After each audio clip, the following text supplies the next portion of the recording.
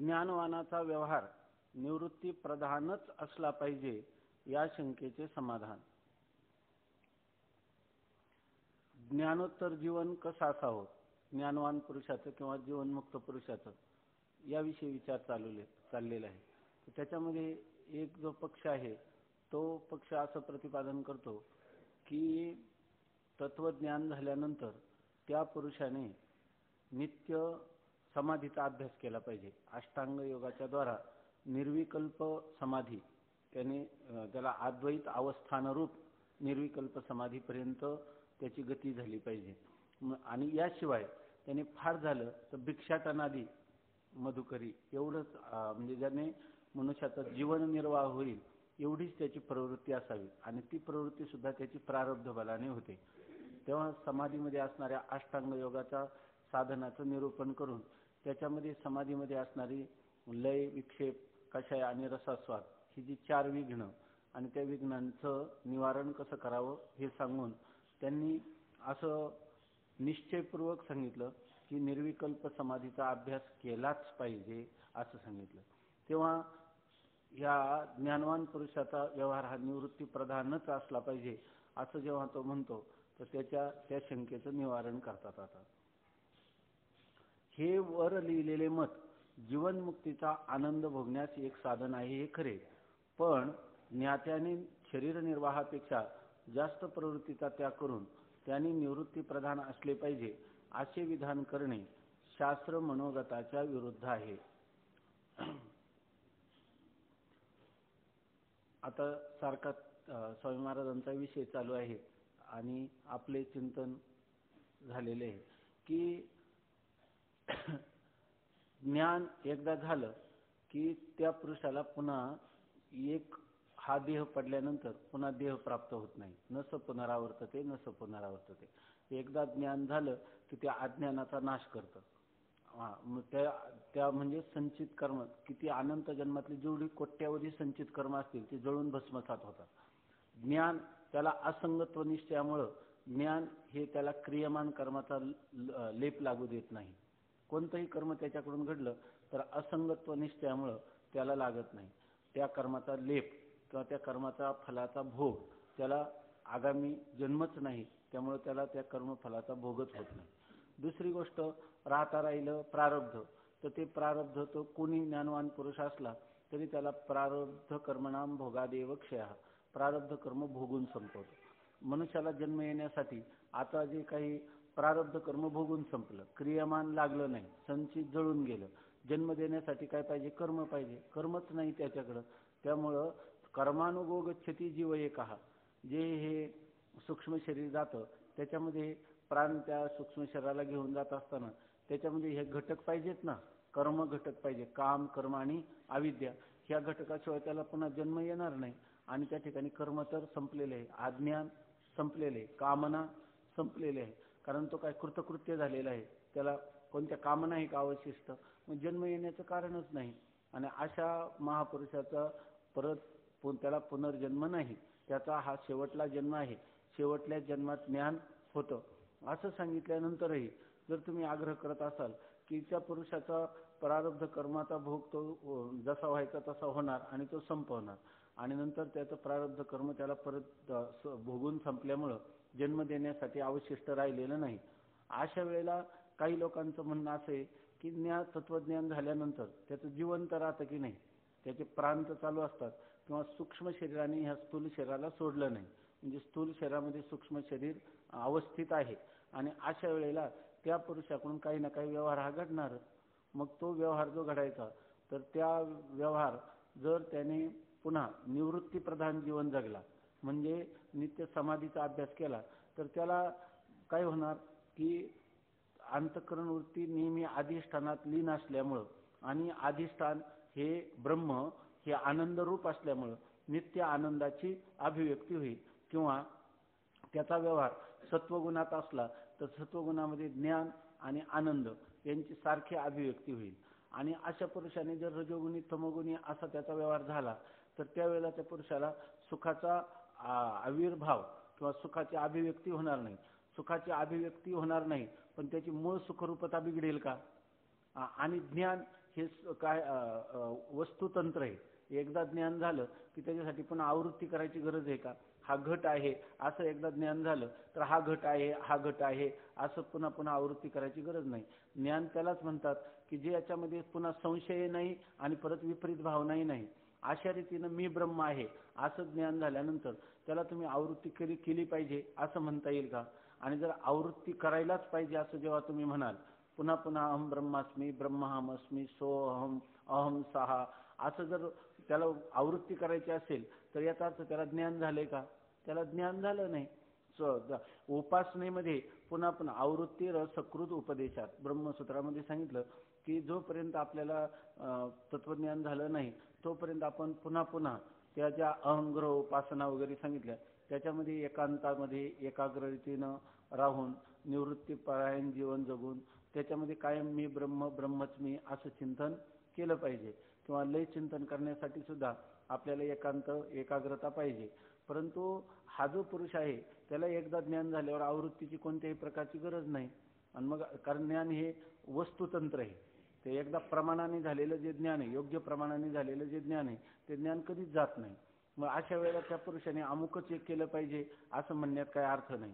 समजा तुम्ही जर म्हणत असाल तो निवृत्तीप्रधान जीवन जगला कोण ज्ञानी पुरुष, तर त्याला काय होणार नाही, त्याला जीवनमुक्तीचं विलक्षण सुख मिळेल, त्याला विक्षेप होणार नाही, आहे की नाही. आणि ज्ञानी पुरुषाच्या ठिकाणी आवरणभंग करणं हा पुरुषार्थ आहे.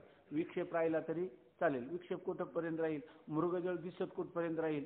सूर्यास्त होईपर्यंत. सूर्यास्त झाल्यावर मृगजळही दिसणार नाही. तसं देह पडेपर्यंत याला विक्षेप राहील. एकदा देह पडल्यावर पुन्हा विक्षेप आहे का? नाही. त्यावेळेला त्याला काय म्हणायचं? विदेहमुक्ती. तो विदेह म्हणजे आज जो जीवनमुक्त आहे तो विदेहमुक्तीला निश्चित प्राप्त होणार आहे. मग मधल्या काळात त्याला जीवनमुक्तीचं सुख, ज्याला विशेष रीतीनं निवृत्ती प्रधान जीवन जगून झालंय तो सुद्धा विदेहमुक्तीला जाणार आहे की नाही. आणि ज्या पुरुषाला जीवनमुक्तीचं सुख लागलं नाही तो पुरुष सुद्धा जीवनमुक्तीच्या विलक्षण सुखाला मुकला की विदेहमुक्तीला मुकला? जीवनमुक्तीच्या विलक्षण सुखाला मुकला. विदेहमुक्ती त्याची आहेच आहे, कुठं गेलेली नाही. त्यामुळं वेदाचा जो आग्रह आहे तो जीवनमुक्त होण्यापर्यंतच आहे. जीवनमुक्तीचं विलक्षण सुख तुम्हाला वाटलं तर तुम्ही भोगा, आहे की नाही. नाही वाटलं तर भोगू नका. कशावरून? की जसं एखाद्या मनुष्याला पगार दिला, त्या पगाराचा उपयोग कसा करायचा त्याच्या हातात आहे की नाही. किंवा एखादा मनुष्य रिटायर झाला, त्याला रिटायरमेंट नंतर जे पैसे मिळतात त्यांनी काय करायचं ते त्यांनी ठरवायचं, आहे की नाही. पुढचं त्याला फक्त पगार देणं, त्याचं फल देणं एवढं तुमच्या हातात आहे की नाही. तसं वेद काय सांगतो, तू आतापर्यंत तू केलेल्या साधनेने मी ब्रह्म आहे असं जे तुला ज्ञान झालं, हे ज्ञान सा काष्टा सा परागती, ही सर्वात शेवटची आमची गंतव्यस्थान आहे, ते तुला प्राप्त केलंय. याच्या पुढे तू आमच्या वेदाच्या चौकटीतून सुटलेला आहे. आता तुला निस्त्रैगुण्ये पथी विचारताम को विधी को निषेधा. निस्त्रैगुण्य, आता वेद कोणाला विषय करतो? वेद जोपर्यंत त्रिगुणात आहे तोपर्यंत विषय करतो. याने त्रिगुणाचं उल्लंघन केल्यावर आता त्याला काय निस्त्रैगुण्य तो झाला. म्हणून दुसऱ्या अध्यायात भगवान म्हणतात ना, निस्त्रैगुण्य भवार्जुन. वेद काय? त्रैगुण्य विषया वेदा, निस्त्रैगुण्य भवार्जुन. वेद हे त्रिगुणाला विषय करणार आहे आणि हा निस्त्रैगुण्याला प्राप्त झालेला आहे. आता वेद त्याच्यावर अंकुश ठेवतील का? जसा हत्ती इकडे चालला तर तो माहूत आहे, त्याला अंकुशाने ताब्यात ठेवतो. तसं जोपर्यंत त्रिगुणांच्या ताब्यात जीव आहे, चिदाभास आहे, तोपर्यंत त्याला वेदाचा विधिनिषेध आहे. आणि जर तो या त्रिगुणांच्या अतीत असणारं, जे काही त्रिगुणातीत असणारं जे ब्रह्मस्थिती, ती स्थितीला तो जर प्राप्त झाला तर त्या स्थितीविषयी वेद तरी काही सांगेल का त्याला? आता तो देहाला मी म्हटला तर त्याला वर्णाश्रमाचा नियम, आहे की नाही. तो सुख दुःखांना माझे म्हटला तर त्याला सूक्ष्म शरीरा संबंधाने नियम. जर तो मी ज्ञानी अज्ञानी जर म्हटला तर त्याला कारण शरीरा संबंधाने असणारे नियम. परंतु स्थूल सूक्ष्म आणि कारण शरीराच्या अतिक्रमण करून गेलेला आणि केवळ आपल्या स्वरूपस्थ झालेला सच्चिदानंद घन ब्रह्मरूपाशी ऐक्य पावलेला जो पुरुष आहे त्या पुरुषाला श्रुती वंदन करते, किंवा हेच माझं मनोगत होतं, इथंच तुला पोचवायचं होतं, त्या ठिकाणी तू पोचला. आता याच्या पुढे काही तुला सांगणे पुसणे दोन्ही नाही. अर्जुनाला जेव्हा बोध झाला त्यावेळेला अर्जुनाला नष्टो महास्मृती लब्धा त्वत्प्रसादान्मय अच्युत स्थितोस्मी गत संदेहा करिष्ये वचनं तव. काय संशयाच्या संदेहाच्या सुटल्या गाठी झालो पोटी शीतळ. अशा वेळेला पुढं काय त्याला कोणताही विधी, अमुक कर आणि अमुक करू नको असं शास्त्र सांगत नाही. आता तुम्ही म्हणाल की अर्जुन म्हणला की करिष्ये वचनम तव, अर्जुन तर म्हणतो की देवा तुझ्या मनाप्रमाणे करेल. म्हणजे ज्या वेळेला ही स्थिती प्राप्त होते त्यावेळेला आपण बरेच वेळा चिंतन करतो की ही स्थिती प्राप्त झाल्यानंतर यावत जीवो त्रयोवंद्या वेदांत गुरुरीश्वराः, जोपर्यंत आपण जिवंत आहोत तोपर्यंत वेदांत गुरु आणि ईश्वर हे वंदनीय आहेत. कशासाठी? अगोदर आहेत आदव विद्या प्रसिद्ध्यर्थम, अगोदर आहे ते तत्वज्ञान प्राप्त होण्यासाठी आणि नंतर कृतज्ञताचा आळ येऊ नये एवढ्यासाठी. याच्यासाठी त्याला काही मिळवायचंय किंवा काही निवृत्त करायचंय का? काही प्राप्तही करायचं नाही काही निवृत्तही करायचं नाही. त्यामुळे त्याला तू अमुकच कर असं वेद विधान करीत नाही, अशी खरी स्थिती आहे. तेव्हा त्यांनी निवृत्ती प्रधानच व्यवहार केला पाहिजे असं जेव्हा तुम्ही म्हणता तर त्यावेळेला तुमचं शास्त्र काय, शास्त्राचं याच्याविषयी काय मनोगत आहे हे पाहिले पाहिजे. केवळ तुम्ही म्हणता की त्यांनी निवृत्ती प्रधान व्यवहार केलाच पाहिजे असं तुमच्या म्हणण्याला आम्ही काय म्हणणार नाही, प्रमाण मानणार नाही. नाही प्रतिज्ञा मात्रेन वस्तुसिद्धी लक्षण प्रमाणाभ्याम, याला प्रमाण आहे का? प्रमाण कोण आहे? सर्व श्रेष्ठ किंवा सर्वात प्रबल प्रमाण आहे वेद. आणि वेद सांगतो की ज्ञानीपुरुषाला सांगतात की त्याला कोणत्याही प्रकारचा विधी नाही आणि त्याला कोणत्याही प्रकारचा निषेध नाही. मग अशा वेळेला तुम्हाला म्हणता येईल का त्याने निवृत्ती प्रधानच व्यवहार केला पाहिजे? अर्थात असं म्हणता येणार नाही, असा याचा भाव आहे साधारणपणे. हे वर लिहिलेले मत जीवनमुक्तीचा आनंद भोगण्यास एक साधन आहे. जीवनमुक्तीचा आनंद भोगायचा आहे ना, त्याला साधन आहे. त्यांनी काय करावं? समाधीचा अभ्यास करावा. पण ज्ञात्याने शरीर निर्वाहापेक्षा जास्त प्रवृत्तीचा त्याग करून निवृत्ती प्रधान असले पाहिजे असे विधान करणे शास्त्र मनोगताच्या विरुद्ध आहे. परंतु त्याने केलाच पाहिजे असं कोणी म्हणू नये. चकार स्वामी महाराज म्हणायचे केला तर त्याला काही वंदन करून म्हणावं की आपल्यासारखे जे महापुरुष आहे ते जर निवृत्ती प्रधान जीवन जगतील तर लोकांना आदर्शभूत होतील, लोकसंग्रहाला कारण होतील. पण केलाच पाहिजे असा चकार जो आहे तो चकार त्यांच्या ठिकाणी काढून टाका. ऐके नाही, मुमुक्षुने मात्र श्रवण करायचं तर संन्यासी श्रवणम करूया, ऐके नाही. परंतु मुक्त पुरुष जो आहे तर त्याला मात्र तुम्ही विधान करू शकत नाही की अमुक कर. तो कोणत्याही ज्या आश्रमात असेल, ज्या वर्णाचा असेल, ज्ञानी पुरुष असल्यानंतर त्याला तुम्ही अमुकच कर असं म्हणू शकत नाही. म्हणजे अर्जुनाने त्या ठिकाणी जरी करिष्ये वचनम तव हे तर कशासाठी म्हणतो तर त्याला भगवंताविषयी असणारा जो कृतज्ञता, त्या कृतज्ञतेच्या भावापोटी तो या ठिकाणी म्हणतो. नाहीतर तुमच्या वचनाच्या विरुद्ध केलं तर मग काही होईल. मला भगवानही म्हणतात तस्माद युद्धसो, म्हणून युद्ध कर. भगवंताचं आपण भाष्याधिकामध्ये पाहिल्यावर आता पुढे ज्ञानेश्वरीत लक्षात येईल की तस्माद युद्धसो म्हणण्यामध्ये तो युद्ध करच हे सांगण्यात त्याचं तात्पर्य नाही. तर या ठिकाणी असंग आत्मरूप आहे हे तू जाणून घेतल्यानंतर प्रारब्ध बलाने तुझी युद्धात प्रवृत्ती होणार आहे, ती होणारच आहे. म्हणून आता तो पुढचा जो मार्ग आहे तो मार्ग तुला मोकळाच आहे, तू युद्ध कर असं म्हणतं. आज्ञा त्याला सांगण्यात तात्पर्य नाही. कारण जीवाला आपण अमुक कर आणि अमुक, परवाच मी सांगितलं की जसा मार्ग मिळेल तसा जीवनमुक्त निघून जात असतो. त्याला अमुक कर आणि अमुक करू नको असं त्याला म्हणण्यात अर्थ नाही. त्याला एक सांगू शकतो आपण, तू कोण आहेस? तू असंग निर्विकार आत्मा आहेस असं सांगू शकतो. पण अन्न आच्छादन हे तो प्रारब्ध अधीन. तुम्ही म्हटल्याने त्याच्यामध्ये काही बदल होणार नाही आणि तो म्हटल्याने काही होणार नाही. प्रकृती हे क्रियमानानी गुणही कर्मानी सर्वशा, प्रकृतीच्या गुणागुणेषु वर्तंत. इंद्रिय ही विषयांच्या ठिकाणी त्याची प्रवृत्त होणारच आहे. डोळ्यांनी पदार्थ दिसला ज्ञानवानाला की त्याचं ज्ञान होणारच आहे. त्याला ज्ञान हे प्रमाण प्रमेयाधीन आहे. प्रमेयासावून प्रमाणाशी संबंध झाला की त्याला ज्ञान होतच असतं. त्यामुळे त्या जगताची अप्रतीती वगैरे हे असं काही होणार नाही. फक्त त्याच्याविषयीची सत्यत्व बुद्धी त्याची राहणार नाही. हे तत्वज्ञान आहे, हे वेदांत तत्वज्ञान आहे, औपनिषदीय तत्वज्ञान आहे.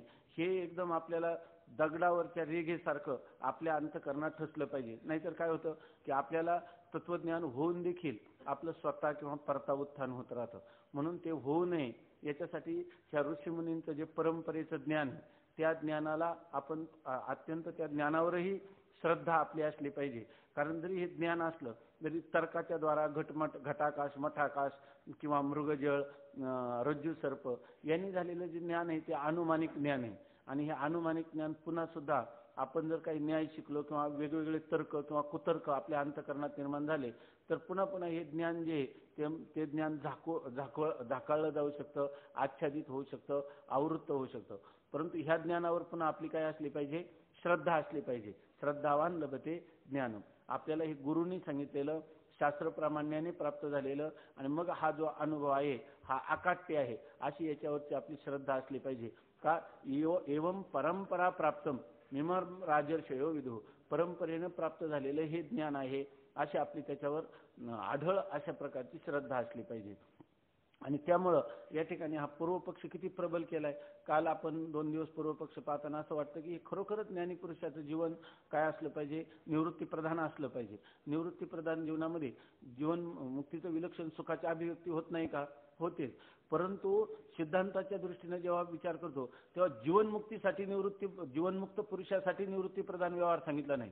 जीवनमुक्तीच्या विलक्षण सुखासाठी निवृत्तीप्रधान व्यवहार केला तर चांगली गोष्ट आहे. आता जो खरा तत्वज्ञ आहे, ज्याला दृढ अशा प्रकारचं अपरोक्ष ज्ञान झालेलं आहे, तर अशा पुरुषाच्या दृष्टीनं ही जगताची प्रतीती, जगत म्हणजे एक स्वप्न आहे, ऐक नाही, आणि त्या स्वप्नामध्ये त्याला विक्षेप झाला काय आणि त्याचा विक्षेपाची निवृत्ती झाली काय, हे दोन्ही स्वरूपाच्या ठिकाणी विकल्प नाहीत. आणि असं झालं असेल तरच त्याला दृढ ज्ञान म्हणायचं, ऐक नाही. सगळं मिथ्या आहे म्हणायचं, अंतकरणाचे धर्म मिथ्या आहे म्हणायचे, आणि त्या अंतकरणामध्ये सुखाची अभिव्यक्ती करण्यासाठी त्याच्या पाठीमागे लागायचं, ऐक नाही. किंवा याचा अर्थ काय आहे? सिद्धांताचं अज्ञान आहे किंवा शास्त्राचा मनोगताचं अज्ञान आहे, असा त्याचा अर्थ होतो. म्हणून या ठिकाणी ते सांगतात की जर समजा यांनी जरी सांगितलं निवृत्ती प्रधान, पण आम्ही काय म्हणू, शास्त्र काय म्हणतो, आहे की नाही. परंतु ते म्हणतात हे निवृत्ती प्रधान असलाच पाहिजे, असं जर कोणी विधान करील तर हे शास्त्र मनोगताच्या विरुद्ध आहे. कारण ज्ञात्याच्या प्रवृत्तीविषयी किंवा निवृत्तीविषयी वेदाने कोठेही विधी केलेला नाही. विधी असता तर ज्ञानवानाची व्यवहारात प्रवृत्ती असावी किंवा निवृत्ती असावी हे निश्चित करता आले असते. ते म्हणतात आता ह्याविषयी आम्ही कोणती गोष्ट काय पाहणार? वेद प्रामाण्याने पाहणार. वेद प्रामाण्याने ज्याला तत्वज्ञान झालं आहे अशा पुरुषाने निवृत्ती प्रधान व्यवहार करावा की प्रवृत्ती प्रधान व्यवहार करावा, असं शास्त्रात कुठंतरी विधान पाहिजे. शास्त्राने कुठेही विधान केलेलं नाही. विधी तर नाही, उलट ज्ञानी निरंकुश आहे आणि विधीचा किंकर नाही, असे वेदाने स्पष्ट सांगितले आहे. त्यांनी सांगितले ज्ञानी पुरुष कसा आहे? निरंकुश. जर त्या ठिकाणी त्यांनी निवृत्ती प्रधान जीवन जगायचं म्हणजे त्याला वेदाचं विधान झालं की नाही, मग त्याच्यावर अंकुश आहे की नाही, आणि त्यांनी सांगितलं की याला प्राप्त होणारी जी तृप्ती असते, याचा प्राप्त होणारा आनंद तो कसा असतो? निरंकुश आनंद असतो. म्हणजे त्याला वैदिक लौकिक विषय किंवा पारलौकिक विषय किंवा कोणते तरी अंतकरणाच्या वृत्तीला आलंबन देऊन प्राप्त झालेली स्थिती ही त्याची नाही. तो काय? ब्रह्मवेद ब्रह्मैव भवती. ब्रह्मज्ञानी पुरुष काय आहे? ब्रह्मरूप झालेला असतो. ब्रह्माला विधान आहे का? ब्रह्माला विधी विधान आहे का? मग ज्ञानी पुरुषाला विधी विधान आहे. ज्ञानी पुरुष हा, त्याला ज्ञानी असं म्हणतो आपण, परंतु ज्ञानी पुरुष खरा काय? ज्ञानच आहे. तो काय? ज्ञानी नाही. ज्ञानी म्हणताना त्याला कोणती तरी उपाधी घ्यावी लागते. त्याचं उपाधी वेगळे, तुम्ही निर्विकार, काहीच संसार तुम्हा नाही. आणि ज्ञानीपुरुषाचा निश्चय काय झालेला असतो? मी ब्रह्मरूप आहे. म्हणजे ज्ञानीपुरुष ब्रह्माहून वेगळा उरलेला नाही. ब्रह्माला विधी विधान आहे का? नाही. अर्थात ज्ञानीपुरुषाला देखील कोणत्याही प्रकारचं विधी विधान शास्त्राने सांगितलेलं नाही. जर शास्त्राने सांगितलं असतं तर आम्ही ते मान्य केलं असतं. स्वामी महाराजांना कोणी जर म्हटलं की तुम्ही खूप आनंदी, ते म्हणायचे मला शिवी देता का काय? मला आनंदी म्हणता म्हणजे माझा आनंद कशाला तरी वृत्तीला घेऊन आनंद आहे, विषयाला घेऊन आनंद आहे, चिंतनाला घेऊन आनंद आहे. अरे मी आनंद रूप आहे. आनंद म्हणजे मी, आनंदी मी नाही, ऐकी नाही. आनंदी म्हटलं की कोणत्या तरी विषयाला घेऊन वृत्तीच्या द्वारा अभिव्यक्त झालेला आनंदाने जो आनंदी होतो, मग त्या आनंदाला अंकुश आहे, ऐकी नाही. माझा आनंद तो काय? निर्विषय आनंद आहे, निरुपाधिक आनंद आहे, निर्विकार आनंद आहे, अवाच्य अव्यवहार्य, ऐकी नाही, नित्य असा आनंद आहे. आणि ते माझं काय आहे? स्वरूपच आहे. तो माझ्या स्वरूपाला सोडून कधी राहतच नाही. आणि त्याच्यात अभिव्यक्ती होते काय त्याची? त्याच्यात काही वाढ होते का? त्याच्यात काही घट होते का? त्याच्या ठिकाणी वृद्धी आणि क्षय हे दोन्ही विकार त्याच्या ठिकाणी नाही. अशा प्रकारचा हा नित्य षडभाव विकार कोणताच नाही. जायतेन वर्धतेन विपरिणमते अपक्षीयते विनश्यती असं कोणताच विकार त्याच्या ठिकाणी नाही. आणि ते त्या ज्ञानीपुरुषाचं काय आहे? स्वरूप. त्यामुळे तो तर्कदृष्टी हे सगळं ऐकल्यावर काय झाला, हसला, आहे की नाही. म्हणजे तर्कदृष्टीला हसू आलं. हे यांची ही बालभाषा आहे. शास्त्राचं मनोगत यांना चांगल्या प्रकाराने कळलं नाही असं म्हणतो. हाच आग्रह जर केला असता की जीवन, आता शंकरानंदी सारख्या ग्रंथामध्ये किंवा योग वासिष्ठामध्ये हे लिहिलं नाही का, रामाला वारंवार सांगतात तू समाधीचा अभ्यास कर, पण कशासाठी कर, जीवनमुक्तीच्या विलक्षण सुखासाठी कर. विषय वेगळा आहे, जीवनमुक्तीसाठी मानू नको. कारण जीवनमुक्त एकदा मुक्त झाला म्हणायचा आणि पुन्हा निवृत्ती प्रधान अभ्यास केला नाही तर तो पुन्हा काय होणार, बद्ध. मग याला मोक्ष कधी मिळणार, आहे की नाही. म्हणून एकदा ज्ञान झालं की त्याच्या पुढे शास्त्र त्याला काही सांगत नाही. विधी तर नाही, उलट ज्ञानी निरंकुश आहे आणि विधीचा किंकर नाही. म्हणजे तो वारंवार आता वेदाला विचारायला जाणार नाही काय किम कर्तव्यम किम अकर्तव्यम, याचं किम कर म्हणजे मी काय करू, याला म्हणायचं किंकर. किंकर शब्दाचा अर्थ आहे किम करू, मी सांगा आपली आज्ञा मी काय करू. आता तो वेदाचा किंकर आहे का, आता नाही. असे असता ज्ञात्याने अमुक तऱ्हेने वागावे आणि अमुक तऱ्हेने वागू नये असे कोणाच्याही अधिकाराबाहेरचे आहे. मग जर वेद ज्याला विधी सांगत नाही अशा पुरुषाने अमुक प्रकारे वागावं आणि अमुक प्रकारे वागू नये असं कोण त्याला विधान करू शकेल, दुसरा कोणी नाही. ज्ञात्याचा सर्व व्यवहार प्रारब्धाने होतो. प्रारब्ध हे शरीर निर्वाहापुरते का होईना पण निवृत्तीचा आग्रह धरणारासही ते मानावेच लागते. आता म्हणजे काय, ज्ञात्याचा होणारा व्यवहार कसा होतो, आहे की नाही. ज्ञात्याचा होणारा सर्व व्यवहार हा त्याच्या पूर्व प्रारब्ध बलाने होतो. प्रारब्ध जसं त्याला सुखदुःख मिळून काल परवा सांगितलं की ज्ञात्या पुरुषाला देखील सुखदुःखाचा भोग देण्यासाठी प्रारब्धच आतून प्रयत्नाची जुळवाजुळव करीत असतं. असं म्हणा ज्ञात्या पुरुष तर करताना दिसतो आणि करताना दिसतो याचा अर्थ त्याचं काहीतरी फल त्याला अपेक्षित आहे की नाही. तसं नाही, फल त्याला मिळणारच आहे. फल जे मिळायचं पुढं त्यानुरूप बुद्धी होणारा सारखी ठाके, कारण होणार ते त्रिशुद्धी न चुके. ज्ञानीपुरुषाच्या जीवनात जे पुढे घडणार आहे त्याच्या अनुषंगाने त्याच्याकडून क्रिया घडतात आणि त्या क्रिया करणारा तो आहे का ते क्रिया करून घेणारं प्रारब्ध आहे, ते क्रिया करून घेणारं त्याचं प्रारब्ध आहे.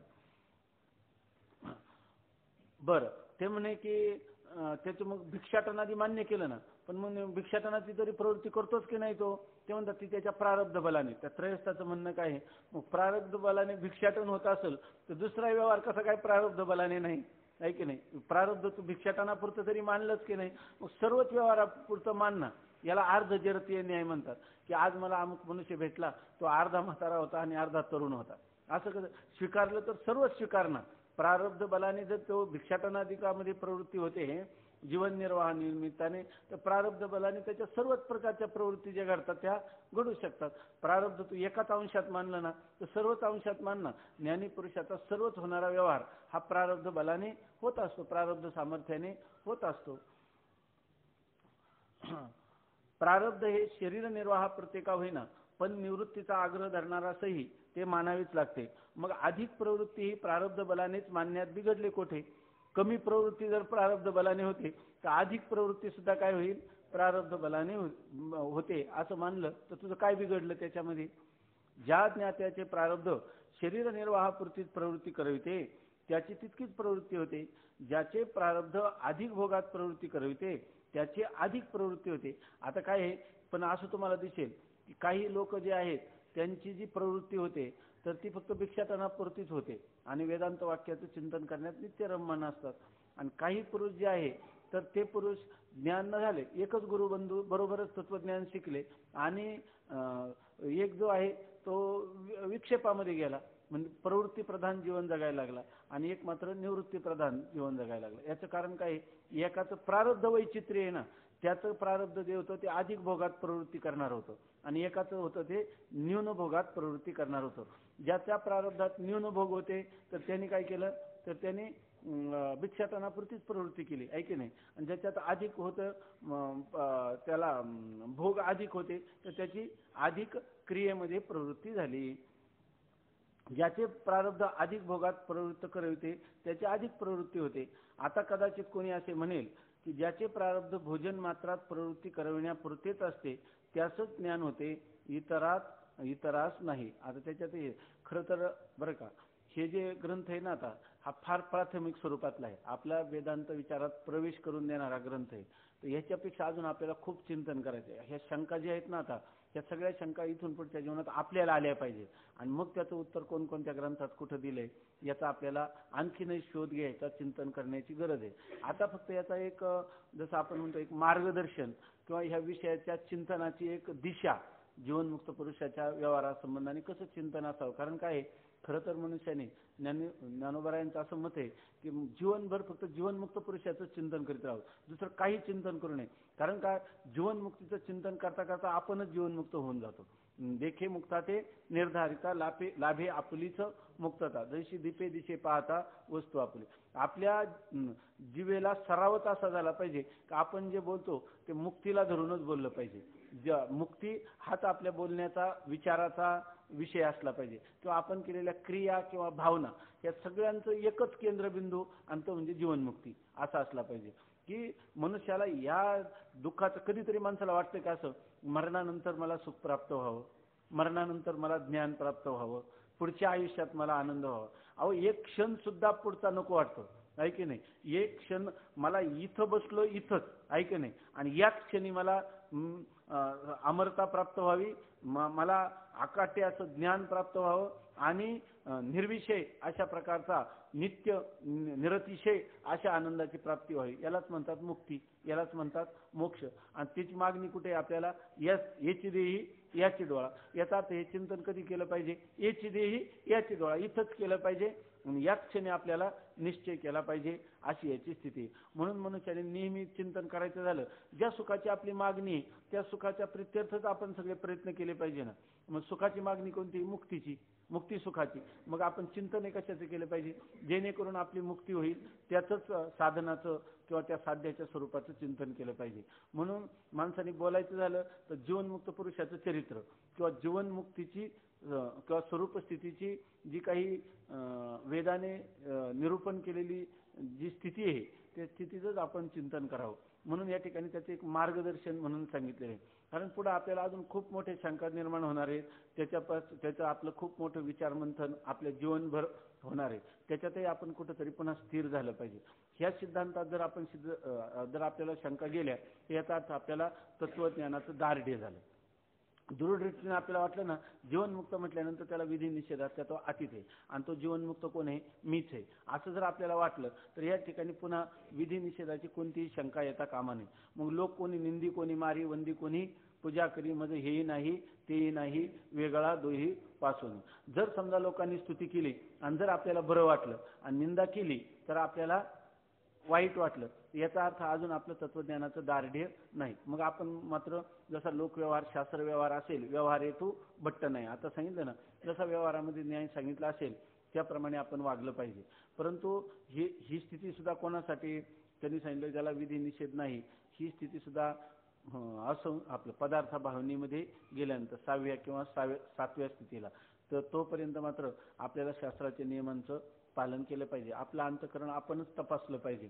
नाहीतर थेंबेनी विरे वारेनी शोके चिखलू जायचा अशी आपल्या अंतकरणाची स्थिती आणि लागला म्हणायला को विधी को निषेध. हा निंदा मोटकी आहे की कपाळ धरोनी ठाके, थेंबेनी विरे वारेनी शोके चिखलू जायचा.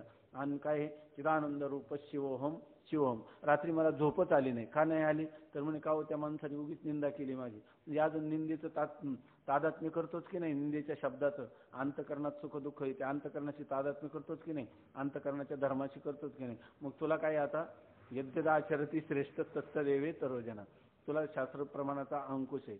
ही गोष्ट स्वसंवेदी ज्याची त्यांनी जाणून घ्यायची. त्याच्या पुढे गेलं तर माझी या देहाची नाही मदत आला, आमचा बोध जर आम्हाला विषय होत नाही तर तुम्हाला कुठून विषय होईल, अशी जेव्हा स्थिती. मग त्यावेळेला को विधी को निषेधा, याच्या सगळ्या मर्यादा जाणून आपण चिंतन केलं पाहिजे.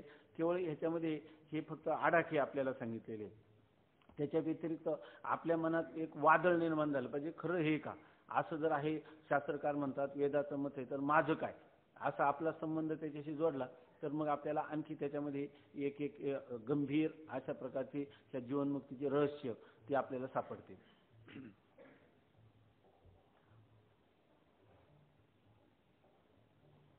ज्या ज्ञात्याचे प्रारब्ध शरीर निर्वाहापुरतीच प्रवृत्ती करविते त्याची तितकीच प्रवृत्ती होते, ज्याचे प्रारब्ध अधिक भोगात प्रवृत्ती करविते त्याची अधिक प्रवृत्ती होते. आता बघा, आता कदाचित कोणी म्हणेल की ज्याचे प्रारब्ध भोजन मात्रात प्रवृत्ती करविण्यापुरतेच असते त्याचंच ज्ञान होते, इतरास नाही. आता याने एक नवीन शोध काढला, ज्याचं प्रारब्ध फक्त शरीर निर्वाहासाठी भोजनाधिकामध्येच प्रवृत्त होतं आहे की नाही, ते त्यालाच ज्ञान होतं, बाकी त्यांना मुळी ज्ञान झालेलंच नाही असं जर कोणी म्हणेल, इतरांस ज्ञान झालेच नाही. परंतु हे म्हणणेही बरोबर नाही. कारण तर तू म्हणतात असं तुला म्हणता येणार नाही. कारण ज्या पुरुषाचं फक्त शरीर निर्वाहापुरते अन्न आच्छादन आश्रमासी स्थान कोपी गुहा, कोठेही चित्ताशी नसावे बंधन, हृदयी नारायण साठवावा किंवा आठवावा, असा जो पुरुष आहे तोच फक्त काय आहे, ज्ञानी. तोची ज्ञानला आहे. तुका म्हणे आईशा साधनी जोर आहे आणि तोची ज्ञानला आहे गुरुकृपा किंवा गुरुकृपे असं म्हणतात. पण ते म्हणतात परंतु हे म्हणजे तिथं याचा अर्थ म्हणा मग त्या अभंगाचं खंडन झालं. तिथं सांगायचे साधन ऐके नाही, तिथं विचार कोणाचा चाललाय, साधकाचा विचार चाललाय ऐके नाही. आणि इथं विचार कोणाचा चाललाय, सिद्ध पुरुषाचा विचार चाललेला आहे ऐके. इथं सिद्ध पुरुषाचा विचार चाललेला आहे. परंतु हे म्हणणे बरोबर नाही. कारण याज्ञवल्क्य नारद जनकादी ज्ञानी आहेत असे शास्त्राने सांगितले आहे. आता तुम्ही म्हणता ज्याची निर्वाहापुरती देह निर्वाहापुरती भिक्षाटनादिकामध्ये प्रवृत्ती होते तोच ज्ञानी, असं जर तुम्ही म्हटलंय तर आता पुन्हा आम्ही प्रत्येक ठिकाणी शास्त्र, युक्ती आणि अनुभव ह्या गोष्टीचं जुळलं पाहिजे. शास्त्र काय म्हणतं या संबंधाने, शास्त्रामध्ये नारदाला काय सांगितलं, ज्ञानी. याज्ञवल्क्याला याज्ञवल्क्या दोघी नारी, याज्ञवल्क्याला 2 पत्नी आणि त्याला काय म्हणतात, ज्ञानी ऐकी नाही. नारद हे कळ लावण्याचं काम करतो आणि त्याला काय म्हणतात, ज्ञानी. नारदाची प्रवृत्ती तर काय आहे, एका क्षणभर मुहूर्त स्थिर राहू नये एके ठाई ऐकी नाही. एक क्षणभर सुद्धा काय नारद गमन नारदा काय म्हणतात त्या तिन्ही लोकांमध्ये नारदाचं काय असतं, गमन. आणि एक मुहूर्त सुद्धा एका ठिकाणी राहू शकत नाही नारद, अशी त्याची स्थिती आहे. आणि त्या नारदाला काय म्हटलेले, ज्ञानी. नारदाची प्रवृत्ती अन्नपानापुरतीच आहे का त्याच्यापेक्षा अधिक आहे, अधिक आहे. पण शास्त्रामध्ये त्याला काय म्हटलंय, ज्ञानी. जनक राजाला 700 पत्नी आहे आणि त्या मिथिला नगरीचं सगळं राज्य करतो, त्याला काय म्हटलेलं आहे, ज्ञानी. मग जर तुमच्याप्रमाणे नियम करायचा झाला तर शास्त्रवचनाला बाध येतो की नाही. शास्त्रवचनामध्ये याज्ञवल्क्य, नारद, वशिष्ठ या सर्वांना काय म्हटलेलं आहे, ज्ञानी असं म्हटले. मग त्यांची प्रवृत्ती कशी आहे, अधिक आहे का न्यून आहे, अधिक प्रवृत्ती, तरी सुद्धा ते ज्ञानी आहेत. मग जो फक्त खानपानापुरती प्रवृत्ती करील, बाकी सगळा व्यवहार त्याचा निवृत्ती प्रधान असेल, त्यालाच ज्ञानी, हे शास्त्रवचनावरून सिद्ध होतं का, होत नाही. कारण याज्ञवल्क्य, नारद, जनकादी ज्ञानी आहेत असे शास्त्राने सांगितले आहेत. सभा विजय करून धनसंग्रहाचा व्यवहार याज्ञवल्क्याचा. याज्ञवल्क्य त्या राजाने भरवलेल्या सभेत गेला तर सर्वांचा त्यांनी पराजय केला. बृहदारण्यकामध्ये ही आख्यायिका आलेली. आणि त्यांनी त्या 1000 गाया ज्या होत्या सोन्याच्या शेंब्या लावलेल्या, त्यांनी शिष्यांना सांगितलं घेऊन जा. त्या याच्यामध्ये त्यांनी सांगितलं होतं की जो कोणी ब्रह्मज्ञानी असेल तर त्यांनी 1000 गाया हाकलून न्याव्या. त्यांनी सांगितलं हाकलून न्या. आणि म्हणजे एवढा गोधन किंवा त्याच्या सुवर्णधन त्यांनी मिळवलं. याज्ञवल्क्याचा व्यवहार हा काय निवृत्ती प्रधान आहे का. नित्य भगवत स्मरण करीत असता थोडे कलह लावण्याचा व्यवहार नारदाचा. नारद तर काय करतो, तिने जिकडे जाईल तिकडे कळ लावण्याचं कार्य करतो. राज्य पालन करण्याचा व्यवहार जनकाचा, जनक राज्य करतो. आता हा जो व्यवहार आहे हा निवृत्ती प्रधान आहे का प्रवृत्ती प्रधान आहे, प्रवृत्ती प्रधान. ज्ञानोत्तर का ज्ञानपूर्व, ज्ञानोत्तर. वासिष्ठात तर ज्ञानी पुरुषांचे व्यवहार अनेक प्रकारचे सांगितले आहेत. योग वासिष्ठामध्ये तर इतके व्यवहार सांगितले, जर तो ग्रंथ वाचला तर आपल्याला म्हणजे आता ह्या काळात वाचोय नाही, बाकीचे ग्रंथाचं भरपूर चिंतन झाल्यावर तर माणसाचं जणू काही बुद्धी भेद झाल्यासारखं किंवा डोकं फिरल्यासारखं होतं त्याच्यामध्ये. जर अनधिकार, स्वामी महाराज म्हणायचे वेदेश्वरी, योग वासिष्ठ हे अनधिकारी पुरुषांनी जर ग्रंथ वाचले तर त्याचा जो बुद्धिभेद आहे तो अधिक होण्याची शक्यता आहे. जेव्हा विचाराची बरीच परिपक्वता होईल तेव्हा त्या ग्रंथांकडे पाहावं. वेदेश्वरी किंवा त्याला दुसरा एक ग्रंथ ते सांगायचे काय, योग वासिष्ठ. अजून एक ग्रंथ आहे हंसानंद स्वामींचा, तर ते ग्रंथ आपल्या संप्रदाय परंपरेत ते 2 ग्रंथ नाही, योग वासिष्ठ संप्रदाय परंपरेतला ग्रंथ आहे. तर त्याच्यामध्ये तर असं सांगितलं की कितीतरी ज्ञानीपुरुषांचे निषिद्ध झालेले व्यवहार सुद्धा त्याच्यामध्ये सांगितलेले.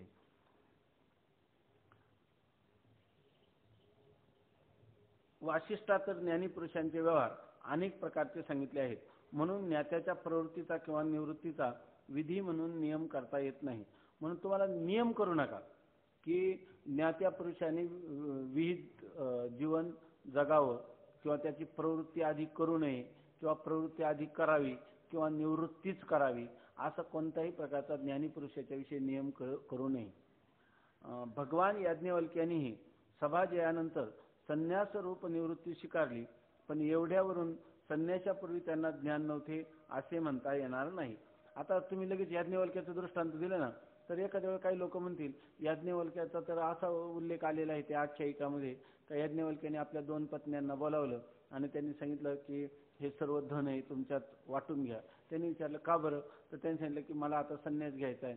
ते म्हणे संन्यास का घ्यायचा, तर तो म्हणतो की ह्याने काय कोणाला आठवलं तर सांगा की हे जे राज्य आहे तर ह्या राज्याने मी अमरत्व प्राप्त करू शकणार नाही, मला मोक्ष सुख हे संन्यासाने त्यागानेच प्राप्त होतं, म्हणून मला हे राज्य नको, आणि त्यांनी संन्यास स्वीकारला. आता तुम्ही काय म्हटले होते, याज्ञवल्क्याची जी प्रवृत्ती ज्ञानासूनही आहे की नाही, अधिक प्रवृत्ती, पण असं कुठं दिसतंय त्याने तर संन्यास घेतलाय, याचा अर्थ त्याला संन्यास घेतल्यानं संन्यास ज्या अर्थी घेतला संन्यास घेतल्यावर त्याची प्रवृत्ती कमी झाली की नाही, मग त्याच वेळेला त्याला ज्ञान झालं, पण आणि म्हणून त्याची प्रवृत्ती काय झाली कमी. तेव्हा याज्ञवल्क्याचा दृष्टांत विरोधी आहे असं कदाचित तुम्ही म्हणाल, पण याज्ञवल्क्याला ज्या अर्थी शास्त्रामध्ये नाव आलं त्या अर्थी त्याला पूर्वी ज्ञान झालं नव्हतं असं म्हणता येईल का? याज्ञवल्क्याला संन्यास घेण्याच्या पूर्वीच ज्ञान झालं होतं आणि तेव्हा त्याची प्रवृत्ती होती, नंतर त्याने विद्वत संन्यास केला आणि त्याच्यानंतर त्याचे निवृत्तीप्रधान जीवन तो जगू लागला असं म्हणायचं. पण एवढ्यावरून संन्यासापूर्वी त्यांना ज्ञान नव्हते असे म्हणता येणार नाही. संन्यासापूर्वी ज्ञान होतेच, परंतु विद्वत संन्यासापूर्वी जीवनमुक्तीच्या सुखाचा अधिक प्रवृत्तीमुळे लाभ घेता आला नाही, म्हणून जीवनमुक्तीच्या विलक्षण सुखभोगार्थ संन्यास केला.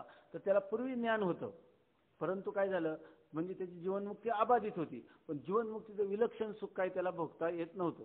मग जीवनमुक्तीचं विलक्षण सुख भोगायचं असेल तर त्याला मात्र काय पाहिजे, निवृत्ती प्रधान जीवन पाहिजे, आणि त्यासाठी त्यांनी संन्यास घेतला. एकांतात जाऊन आता कोणती प्रवृत्ती नाही, आणि मग अशा वेळेला त्याला जीवनमुक्तीच्या विलक्षण सुखाचा भोग झाला. परंतु याचा अर्थ ज्ञानवान पुरुषाची प्रवृत्ती होत नाही, अधिक प्रवृत्ती होत नाही असं म्हणता येईल का? पूर्वी त्याला ज्ञान होतं तेव्हा अधिक प्रवृत्ती होती, मग त्यांनी पुढं जीवनमुक्तीची काही वैगुण्य भरून काढण्यासाठी संन्यास केला का जीवनमुक्तीच्या विलक्षण सुखाच्या अभिव्यक्तीसाठी संन्यास केला? जीवनमुक्तीच्या विलक्षण सुख म्हणजे काय हो, आपण नेहमी आपल्याला सवय लागली जीवनमुक्तीचं विलक्षण सुख, जीवनमुक्तीचं सुख म्हणावं, विलक्षण सुख का म्हणतो बरं? जसं सदसद विलक्षण अनिर्वचनीय म्हटलं तसं इथं एक पुन्हा विलक्षण शब्द आला, जीवनमुक्तीचं विलक्षण सुख. विलक्षण सुख म्हणजे बाकीचे जे सुख आहेत ना आपल्याला, समजा एखाद्या मनुष्याला अनुकूल शब्द प्राप्त झाला तर त्याला सुख होतं, स्पर्श प्राप्त झाला तर सुख होतं, किंवा त्या पुरुषाला समाधी केला तर सुख होतं, पण प्रत्येक ठिकाणी त्याच्या वृत्तीला काही आलंबन आहे की नाही तेव्हाच सुख होतं. आणि याला ह्या जीवनमुक्त पुरुषाचं जे सुख आहे ते कशावर अवलंबून आहे का, म्हणजे कोणता विषय तर नाही. वास्तविक लोकांची काय आहे, सामान्य लोकांची धारणा काय, विषया वाचून सुखाची अभिव्यक्ती होत नाही किंवा वृत्तीला अंतर्मुख केल्याशिवाय वृत्तीची अभिव्यक्ती होत नाही. परंतु हा जो पुरुष आहे याला यत्र यत्र मनोयाती तत्र तत्र समाधय, त्याची वृत्ती बाहेर गेली तरी ती कशाला विषय करते, सर्वम खल्विदम ब्रह्म, आतमध्ये असलं तर अहम ब्रह्मास्मी, त्वम त्वम ब्रह्मासी, त्वम ब्रह्मासी, तू सुद्धा काय आहे ब्रह्म, तो ब्रह्म, सर्वम यद अयम आत्मा, अहम ब्रह्मास्मी. मग ह्या पुरुषाला कोणता विषय लागतो का, ब्रह्म हे आनंद रूप, मग त्याच्या आनंदाच्या अभिव्यक्तीसाठी कोणता विषय लागला बरं?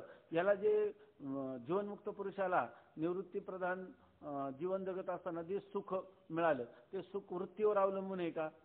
वृत्तीवर अवलंबून आहे, वृत्ती असो किंवा नसो, आहे की नाही. वृत्ती काय झाली, त्यांनी असं लिहिलंय की ही वृत्तीनं उपलक्षित, अविद्या निवृत्तीनं उपलक्षित असं जे ब्रह्म आहे त्या ब्रह्माला कोणत्या उपाधी आहे का? आता अविद्यात तर निवृत्ती झाली, आणि आता अविद्या असो किंवा नसो, किंवा अंतःकरण असो किंवा नसो, तर मौलीला देह असो अथवा जावो, आम्ही तो केवळ वस्तूची आहोत. जी आनंद स्वरूप असणारी ब्रह्मवस्तू, तर त्या वस्तूसाठी कोणत्या उपाधीची गरज आहे का? कोणत्या विषयाची, देशाची, काळाची, वस्तूची कोणतीच गरज नाही. देश काळ वस्तू भेद मावळला, आत्मा निर्वाळला विश्वाकारे, म्हणून त्याला काय म्हणायचं, जीवनमुक्त पुरुषाचं ते काय आहे, जीवनमुक्त पुरुषाच्या विलक्षण सुख.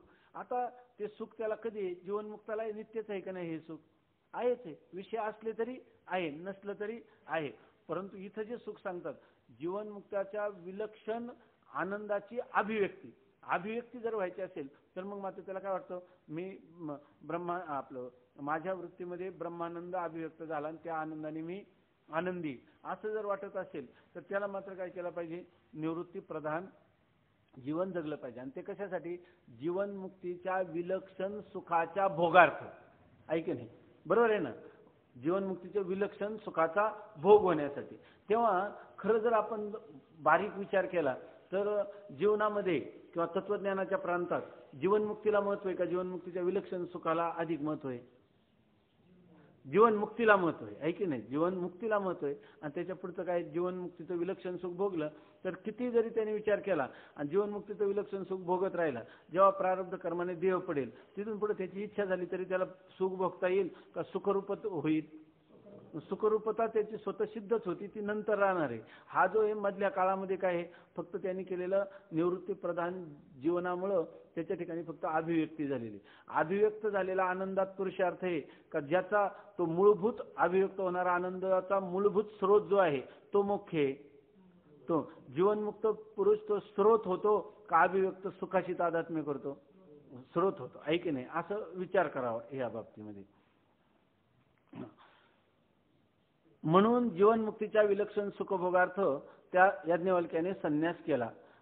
यावरून त्याला 2 पत्न्या असतात तर विक्षेप असता की नाही? विक्षेपामध्ये जीवनमुक्तीच्या विलक्षण सुखाची अभिव्यक्ती झाली असती का? नाही. त्याच्यासाठी त्यांनी विद्वत संन्यास केला, आम्हाला मान्य आहे. पण तो कशासाठी केला? जीवनमुक्तीसाठी केला का जीवनमुक्तीच्या विलक्षण सुखाच्या भोगार्थ केला? जीवनमुक्त विलक्षण सुख समजलं ना, विषय तर नाही आणि सुख तर आहे. हे विलक्षण आहे का नाही? जगामध्ये कुठं असं दिसतं का? विषय तर नाही आणि सुख तर आहे, ऐके नाही असं. म्हणून जीवनमुक्तीच्या विलक्षण सुखभोगार्थ संन्यास केला. यावरून असे म्हणता येईल की ज्ञानोत्तर काही कालपर्यंत याज्ञवल्क्याचे प्रारब्ध अधिक भोगात प्रवृत्त करणारे होते आणि काही काल न्यून भोगाचा हेतू होते.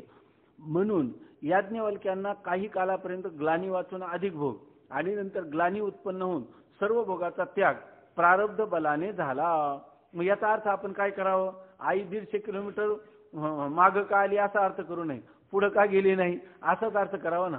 तर त्याच्यासाठी ते सांगतात याचा अर्थ असं घ्यायचा की तत्वज्ञान झाल्यानंतरही त्या याज्ञवल्क्याचं काही जे प्रारब्ध होतं ते अधिक भोगाचं होतं.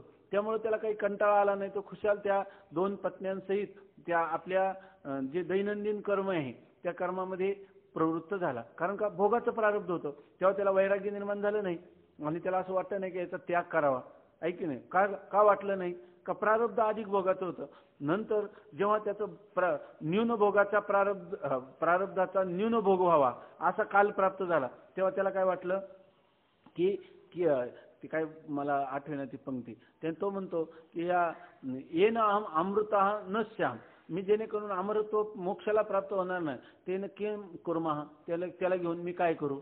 म्हणजे याचा अर्थ मला आता याचा परित्याग करायचा अशी वृत्ती झाली. ही कशामुळे झाली? त्याला प्रारब्ध बलाने झालं. आता त्याचं काय होतं? न्यून भोगाचं प्रारब्ध होतं. मग त्याची प्रवृत्ती सुद्धा काय झाली?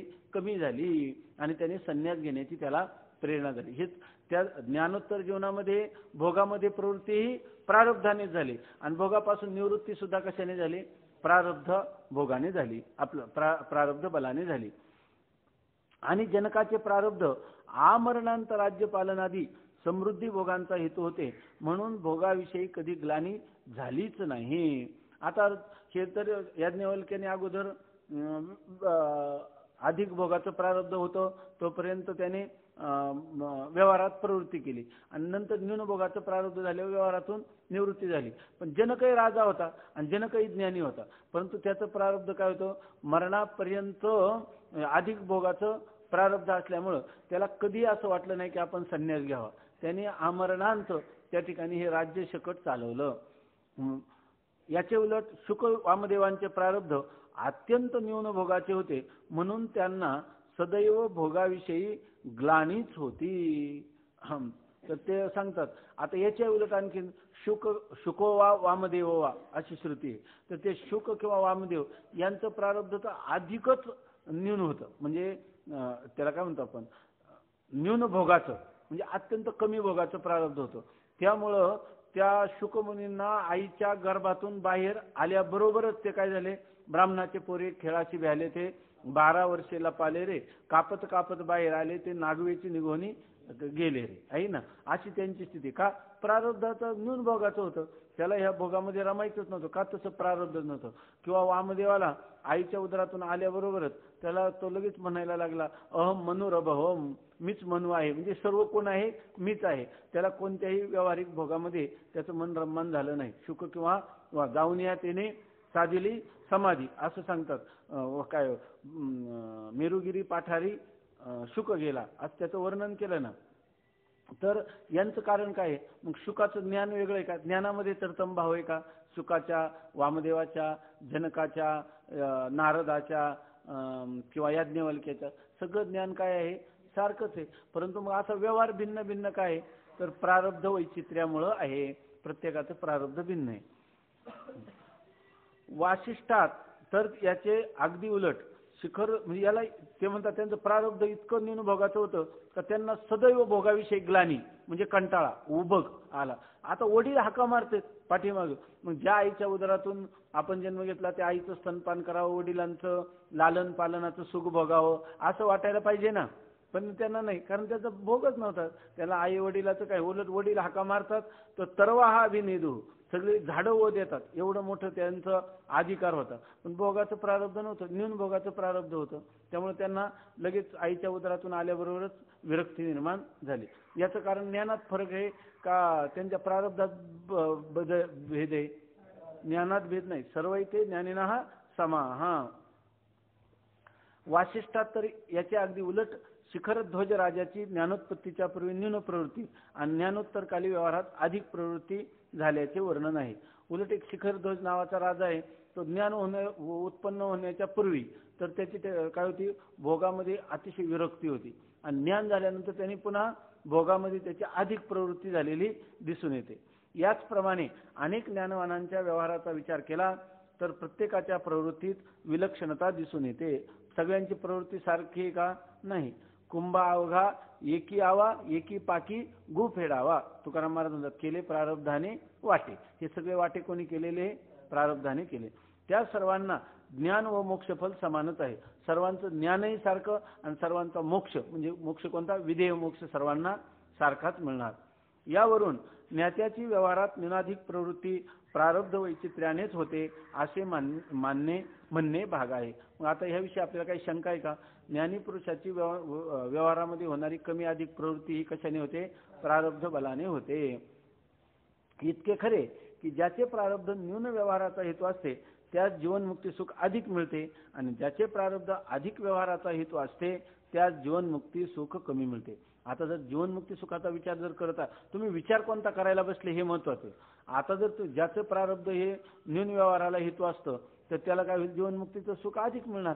तर त्याला काय, आपलं धर्मशाळेचा आश्रय घेतला, मधुकरीचं खाल्लं, आहे की नाही, आणि वेदांत चिंतन करीत बसले, त्याला आहे का काय? जग बुडालं, आहे का नाही?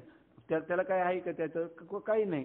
सगळं जग बुडालं, कुठं बॉम्बस्फोट झाला, काही त्याला व्यवहार नाही. किंवा त्याला कोणी म्हणणार आहे का आणा आणा, हे नाही ते नाही, काही म्हणण्याचं कारण नाही, कारण त्याचं प्रारब्धच काय आहे? न्यून भोगाचे. अशा पुरुषाला अधिक जीवनमुक्तीचं विलक्षण सुख मिळेल की नाही? आणि जर एखादा ज्ञानी पुरुष असला आणि त्याचं प्रारब्ध जर अधिक भोगाचं असेल तर त्याला विक्षेप वारंवार होईल, त्यामुळे त्याला जीवनमुक्तीचं विलक्षण सुख मिळणार नाही. यावर कोणी अशी शंका करेल की जो जीवनमुक्त जीवनमुक्तीचा विलक्षण सुखाचा त्याग करून मुमुक्षु अवस्थेत तुच्छ मानलेल्या भोगात प्रवृत्त होतो, तो विधेय मोक्षास टाकून अत्युत्तम विषय भोग असणाऱ्या वैकुंठादी लोकांची इच्छा करून त्या लोकात जाईल. परंतु ही शंका बरोबर नाही. ही शंका आहे ना पंचदशीमध्ये आलेली. तर त्याचं तात्पर्य सांगतो. इथं वेदाचा भाव वेगळा आहे आणि पंचदशीमध्ये भाव वेगळा आहे, म्हणून त्या ठिकाणी ही शंका घेतलेली. पंचदशीमध्ये असा विषय आला की एखाद्या पुरुष काय म्हणतो, मला जीवनमुक्त झालं ज्ञानाने, म्हणजे कोणता हा माहिती आहे का? याला म्हणतात, स्वामी महाराज त्याला एक शब्द वापरायचे, माझ्या काही लक्षात नाही आता, म्हणजे हा लबाड ज्ञानी, शठ ज्ञानी, त्याला काय म्हणायचे? शठ ज्ञानी. शब्द शिकला आणि लगेच म्हणायला लागला की मी काय आहे? मुक्त आहे असं म्हणायला लागला. आणि लोकांना आम्ही बरं हा बोध काय स्वसमेध आहे, कोणाला दिसत नाही, हा लोकांना सांगतो की मी ज्ञानी. मग त्या हा वास्तविक याला परोक्ष ज्ञान सुद्धा झालं नाही. हा काय हे शब्द ज्ञानी आहे, परोक्ष ज्ञान सुद्धा त्याला झालेलं नाही. परंतु आपली असणारी जी विषयासक्ती आहे ती लपवण्यासाठी मी ज्ञानी, कारण ज्ञानी म्हटलं की त्याला काही विधी निषेध नाही ना, म्हणून तो काय म्हणतो मी ज्ञानी. मग त्याला जर म्हटलं का हो आपण ज्ञानवान पुरुष आणि आपली या ठिकाणी विषयांच्या ठिकाणी आपली प्रवृत्ती होते, तो म्हणतो मी काय आहे ज्ञानी. ऐकी नाही, मी आहे ज्ञानी आणि ज्ञानी पुरुषाला कोणताही विधी निषेध नाही असं तो म्हणतो.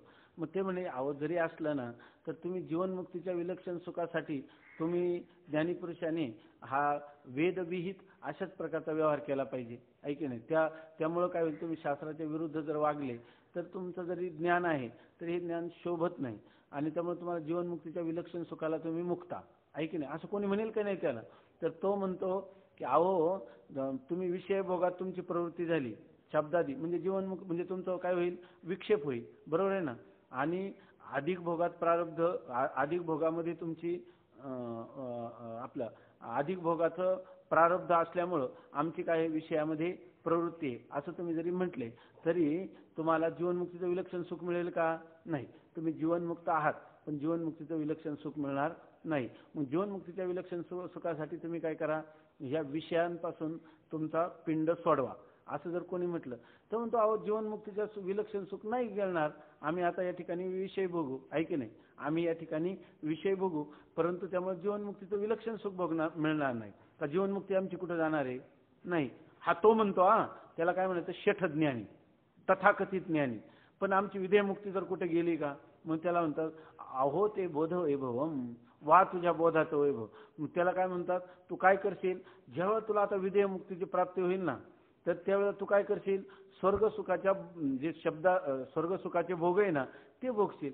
ऐक नाही, तो म्हणतील विधेय आता जीवनमुक्तीच्या विलक्षण सुखाला त्यागून तो काय झाला विषयात प्रवृत्त झाला. ऐक नाही, मग विषयातले जर सुख पाहिले तर हे शरीर कसं आहे, शरीर विटाळाचे आळे माया मोह पाचे जाळे, शरीर दुःखाचे कोठार, शरीर रोगाचे भांडार. माणसाचं शरीर तर काय आहे ऐकी नाही, किंवा या ठिकाणी असणारे धनादी जी जड पदार्थ तर काय एकच चित आहे. ऐक नाही, ते सुवर्णादी धातू आणि त्यांचं सुख भोगण्यासाठी धनादी किंवा स्त्री अन्न पानादी सुख भोगण्यासाठी तू जीवनमुक्तीच्या विलक्षण सुखाचा त्याग केला का नाही. आता मग विधेय मुक्तीचा जेव्हा स्वीकार करायचा त्यावेळेला तर तुला दिव्य असं त्या चिंतामणीच्या सडकान, त्या अप्सरा आणि ते कल्पवृक्ष हे दिसतील, त्यावेळेला तू म्हणतील विधेय कैवल्य जाऊ द्या. आहे की नाही, मग तू कोणता मुक्त असा होशील. म्हणजे याचा अर्थ तुला खरा तू जीवनमुक्तही नाही आणि विधेय कैवल्य तुझ्या स्वप्नातही कधी येणार नाही. तू फक्त हे काय करतो आत्मवंचना करतो अशा अर्थाने त्या ठिकाणी लिहिलेले. लक्षात आलं ना. त्यांनी लिहिले विडवरा आधी तुल्यत्व माकांक्षी तत्वविद भवान, भवान तत्वविद मोठे तत्ववेद ते. आणि काय करतात विषयांचा त्याग करण्याची गरज नाही म्हणतात आणि त्याच्यावर सपादनी करतात. तर ते म्हणतात विडवरा आधी तुल्यत्व. आता त्यांनी सांगितलं कुत्रा वगैरे अशुची को भेदा हा अशुची भक्षणे.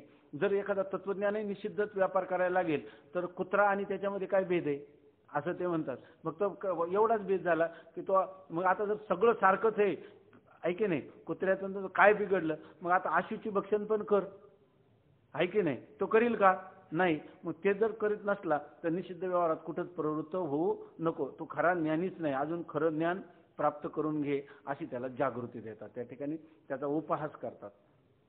आता ती शंका इथे घेतली यावर. बरोबर आहे का. यावर कोणी अशी शंका करील की जो जीवनमुक्तीच्या विलक्षण सुखाचा त्याग करून मुमुक्षु अवस्थेत तुच्छ मानलेल्या भोगात प्रवृत्त होतो, तो ते म्हणतात मुमुक्षु अवस्थेमध्ये सर्व विषयांचा त्याग केला आणि मुक्त झाल्यावर पुन्हा काय झाला विषयांच्या भोगामध्ये प्रवृत्त झाला तर तो विदेह मोक्षास टाकून अत्युत्तम विषय भोग असणाऱ्या वैकुंठादी लोकांची इच्छा करून त्या लोकात जाईल. मग तो काय करेल आता तिथं विदेह मुक्तीचा क्षण आल्यावर तो म्हणेल जीवनमुक्तीचं विलक्षण सुख सोडलं कशासाठी विषयासाठी, तर तिथं जर दिव्य भोग आहे तो काय म्हणेल आता विदेह मुक्ती थोडा काळ राहू द्या ऐकी नाही असं तो म्हणेल. तर त्या शंकेचं उत्तर सांगतात इच्छा करून त्या लोकात जाईल, परंतु ही शंका बरोबर नाही. कारण जीवनमुक्ती सुखाचा त्याग आणि अधिक भोगात प्रवृत्ती तर ज्ञात्यास प्रारब्ध बलाने संभवते हे आताच वर सांगितले. तो काय करता भोगता राहिलाय का आता? नाही. ही शंका का बरोबर नाही? त्याचं उत्तर दिले की जीवनमुक्ती सुखाचा त्याग करणे आणि अधिक भोगात प्रवृत्ती. समजा एखाद्या पुरुषाला अधिक भोगात प्रवृत्ती त्याच्या स्वेच्छेने होते ती का प्रारब्ध बलाने होते? प्रारब्ध बलाने होते. त्यामुळे ज्ञात्या पुरुषाची सगळी प्रवृत्ती किंवा निवृत्ती ही कशाच्या आधी नाही? प्रारब्धा आधी नाही. त्यामुळे तो करतो असंच म्हणता येणार नाही. तुम्हाला आता म्हणता येणार नाही की या ठिकाणी त्यांनी अधिक प्रारब्ध जर असलं त्याचं तर म्हणजे अधिक भोगाचं प्रारब्ध असलं तर तो प्रवृत्ती करणार आणि न्यून भोगाचं प्रारब्ध असलं तर करणार नाही. त्यामुळे अशा पुरुषाच्या ठिकाणी विधेयमुक्तीच्या क्षणामध्ये त्यांनी पुन्हा स्वर्गादी सुखाच्या ठिकाणी लोलूप होण्याचा प्रश्नच येत नाही. कारण तो स्वतःला काय समजतो? अकर्ता आणि अभोक्ता समजतो. असा समजूनही त्याची प्रवृत्ती होती ती प्रारब्ध बलाने होते. आणि प्रारब्धाचा बाण कुठपर्यंत सुटलेला आहे? त्याची गती कुठपर्यंत आहे? देह पडेपर्यंत. नंतर त्याला पुन्हा त्या ठिकाणी पुन्हा त्याला निवडायचा विदेह कैवल्य आणि त्याच्या समोर स्वर्ग सुखाचा प्रश्नच येत नाही. लक्षात आलं ना? त्याच्या ठिकाणी प्रश्नच येत नाही. एकदा तुम्ही मानलं की ज्ञात्या पुरुषाची अधिक किंवा कमी प्रवृत्ती ही प्रारब्धाच्या न्यून प्रारब्ध किंवा अधिक प्रारब्ध बलाने जशा प्रकाराचा असेल त्या प्रकाराने होत असतं असं म्हटल्यावर ही शंका संभवत नाही. विधेयमोक्षाचा त्याग आणि परलोक गमनाची इच्छा होणे ज्ञात्या संभवणे नाही. कारण ज्ञात्याचे प्रारब्ध याच जन्मात संपवावयाचे असल्यामुळे इच्छा होणे संभवणे नाही. ज्ञात्या पुरुष त्यालाच म्हणतात की त्याचा शेवटचा जन्म असतो. आता पुढे त्याची इच्छाच काय आहे की काय त्याला हे शेवटचा जन्म, याची देही याची डोळा. आता पुढे त्याचे न तसे प्राणा उत्क्रामंती, त्याच्या प्राणांचं उत्क्रमण होणारच नाही, इच्छा संभवनीयच नाही. म्हणून ज्ञात्याचे प्राण बाहेर गमन करीत नाहीत असा सिद्धांत आहे व तो तुम्हासही मान्य आहे. बरोबर. वेदांत्या जो शंका करणारा त्रयस्थ आहे त्यालाही हे मान्य आहे की ज्ञात्या पुरुषाचा तो म्हणतो शेवटचा जन्म, त्याचे प्राण लोकांतराला जात नाही. त्यामुळे त्या ठिकाणी स्वर्ग आणि वैकुंठादी लोकांमध्ये जाऊन त्या दिव्य विषय भोगामध्ये रमण्याचा प्रश्नच संभवत नाही. म्हणून ज्ञात्यास परलोक गमन संभवत नाही. तसाच विधेय मोक्षाचा त्याग करणे ही संभवत नाही. कारण ते म्हणतात की विधेय मोक्षाचा त्याग करायचं हेही त्याला स्वर्गादी लोकांमध्ये त्याच्या प्राणांचं गमन नाही. त्याचप्रमाणे विधेय मोक्ष जो आहे तर त्या विधेय मोक्षाचा त्याग करील तो म्हणतो ना, आणि स्वर्गामध्ये जाईल. विधेय मोक्षाचा त्यागही त्याला करता येणार नाही. कारण दृढ अपरोक्ष ज्ञानाने अज्ञान निवृत्ती होऊन प्रारब्ध भोगानंतर, थोडं नंतर सांगतो, अभंग म्हणून